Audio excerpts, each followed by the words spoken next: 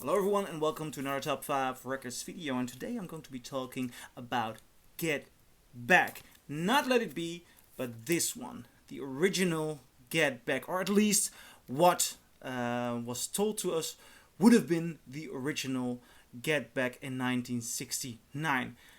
Now, the story of Get Back is an interesting one. If you take a look at the documentary by Peter Jackson, you can see that there was not a lot of focus. They had ideas about doing a gig at the end involving it. There's a lot of negotiating going around.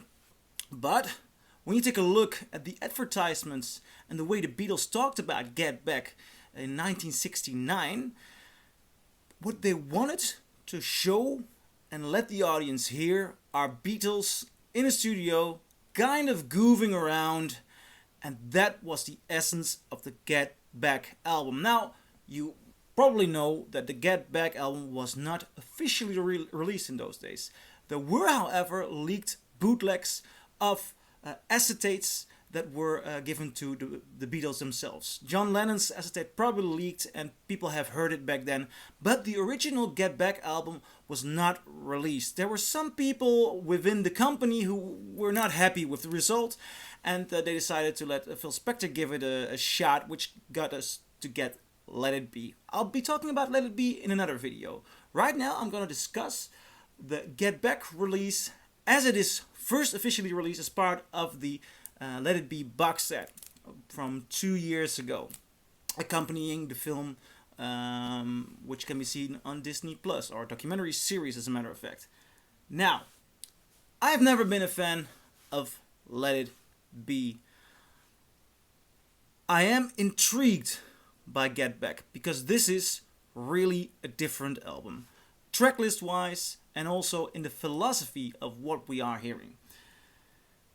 Because you can clearly hear the Beatles are goofing around on this album, and seeing that what they were doing in the studio was also not so strongly focused. They wanted to get back to their element of rock and roll, just a band hanging together. That essence is here, and that makes for a stronger and more coherent album. I really like opening with One After 909. But then we get a medley with I'm Ready, Save the Last Dance for Me, and Don't Let Me Down, which I do not understand. I do understand the soul of the record, and you hear the Beatles talking in between takes, but that second song, that medley, it's just bullshit. Then we get to Don't Let Me Down, which sounds fantastic. Dig a Pony is great. I've Got a Feeling, Get Back, solid tunes, and they are coherent on this album. Side 2, for me, is a bit much more of a, how do you say it, wishy-washy. I like it when they burst out in Maggie May and then you get Dig It and it's not so strong.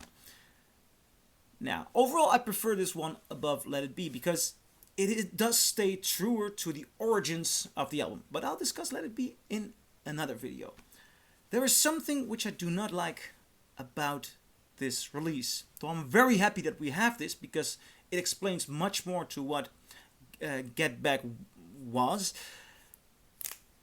The entire sound of the Let It Be box set from 2021. And alright, I'll try to review the album, but it's tough to review it without taking the sound and the sound choices made with this release in regard. The entire sound of that 2021 box is bad. What I do not like about it is that there's less dynamics. It's much more made for a Spotify-oriented audience, and that's also what's problematic with this album. I can hear in this, the original Glyn Johns mix or setup for a mix, what the idea of the album is, and I like it. I like the idea. But there's so much air. I hear not a lot of focus in the mix itself, and I do not think that may even be because of Glyn Johns, because I don't even think it's got to do with the sound quality, because we have heard on Let It Be and on Let It Be Naked that certain instruments and certain voices can sound very full. I think it is the remastering on this situation. There's a lot of reverb, unnecessary reverb, and un-Beatle-like reverb, which I don't like one bit. It sounds a bit cheap. I hear no dynamics. If this would have been released in 1969, I would have wanted to hear it with that mastering, with that equalizing. Yeah, even that equalizing. I want to hear the voices full. I want to hear the instruments full. This is an airy thing, and I don't think it has to do with quality. I don't think it has to do with quality. I think these are choices made afterwards because we know how these instruments can sound, and we know that the recording techniques of the Beatles were way, way better. So, Get Back, I'm very happy with this album.